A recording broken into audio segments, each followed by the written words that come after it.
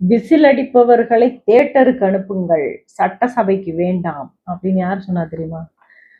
அண்ணன் திருமாவளவன் அவர்கள் தான். வேற யாரு? எலெக்ஷனுக்கு முன்னாடி அப்படியே பறந்துச்சு அந்த கேம்பெயினிங்லாம் விஜய் அவர்களுக்கு எதிராக. இப்போ விஜய் அவர்கள் 108 சீட்டு வாங்கி பெரும்பான்மை நிரூபிக்க முடியாம உட்கார்ந்துருக்காரு. அவருக்கு இவர் ஆதரவு கொடுக்க போவதாக தகவல். இன்னைக்கு அந்த முடிவு வெளியாகிறது அப்படின்னு சொல்லி செய்தியில பார்த்தேன். எனக்கு என்ன ஒரு கவலைன்னா, இவர்கள் வந்து டிவிகேயோட சேர்ந்து விசில் அடிச்சுட்டு தியேட்டருக்கு போவாங்களா? இல்ல சட்டசபைக்கு போவாங்களா? பொதுவாவே எலெக்ஷன் அப்படின்னா எல்லாரும் ஓட்டு போடுங்க, ஓட்டு போடுங்கன்னு நம்ம கேட்போம். நம்ம நாம் தமிழர் அண்ணன் சீமான் அவர்கள் என்ன, ஓட்டு போடாதீங்க எனக்கு. குடிக்கிறவனா நீ?